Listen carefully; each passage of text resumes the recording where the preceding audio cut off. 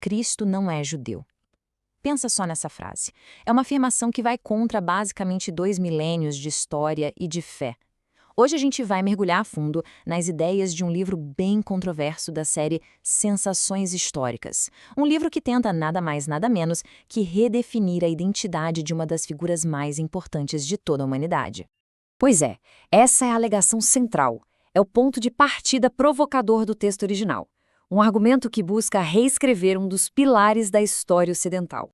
O que a gente vai fazer aqui é exatamente isso, uma análise detalhada da tese do livro. Vamos entender, passo a passo, como os autores constroem o caso deles, usando argumentos históricos, filosóficos e religiosos para chegar nessa conclusão tão surpreendente. Primeira parte, uma alegação radical.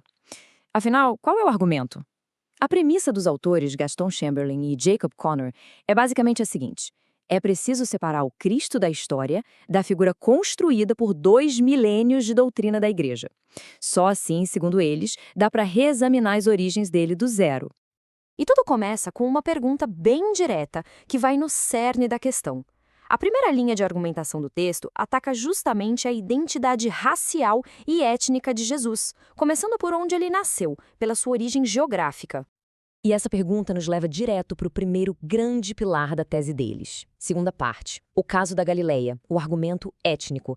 É aqui que toda a construção começa, com um foco muito intenso na história e na demografia dessa região específica.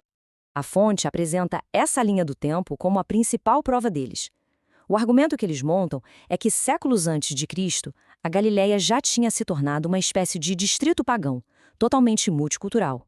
Eles citam a deportação dos assírios, a colonização por vários povos estrangeiros e um ponto que para eles é crucial, a imigração dos poucos judeus que ainda restavam para a Judéia. Ou seja, na visão deles, a região ficou com uma identidade étnica completamente diferente. E com base nesse contexto histórico, o argumento avança.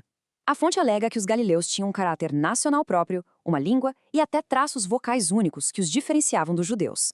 Eles são descritos como idealistas, meio cabeças quentes, e a suposta dificuldade deles com certos sons guturais é usada pelos autores como forte indício de uma ascendência não semítica.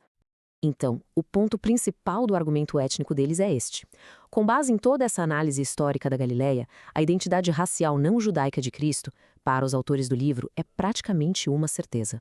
Terceira parte, Cristo versus Buda, o argumento filosófico.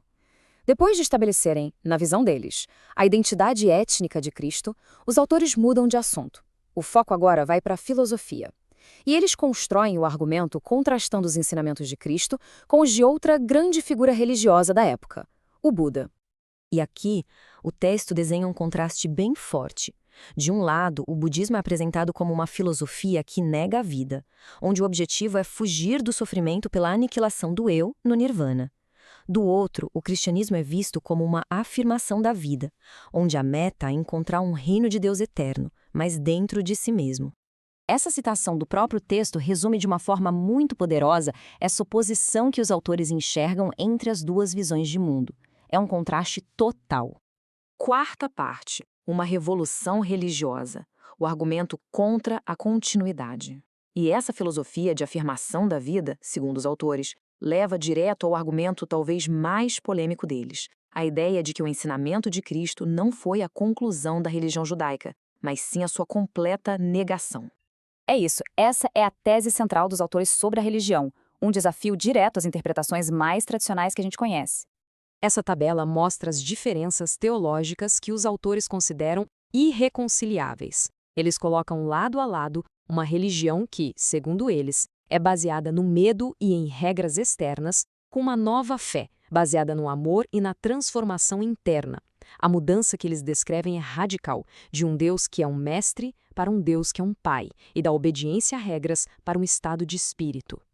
Em resumo, o argumento religioso da fonte é este: uma transição de um sistema coletivo, todo baseado em leis, para uma revolução puramente individual e espiritual. Quinta parte, forjando uma nova humanidade, a síntese. Bom, a gente já passou pelo argumento étnico, pelo filosófico e pelo religioso, onde tudo isso vai dar. Qual é a grande conclusão dos autores? Eles propõem que a aparição de Cristo teve um significado que vai além de tudo isso, a criação de um novo tipo de ser humano. E usando essa citação, a fonte introduz um conceito de Cristo como uma figura espiritual quase guerreira, que na verdade inicia um conflito dentro da própria humanidade. O texto, então, descreve quase um passo a passo para forjar esse novo ser. Primeiro é preciso reconhecer essa guerra interior contra a nossa própria natureza animal. O segundo passo é se libertar dos instintos, criando uma nova lei moral. E o passo final é abraçar uma espécie de heroísmo moral para vencer essa batalha interna. Segundo o texto, a chegada de Cristo não mudou apenas a religião. Ela literalmente criou uma nova raça humana. Uma raça definida não pela cor da pele, mas, como eles dizem, pela cor da vontade.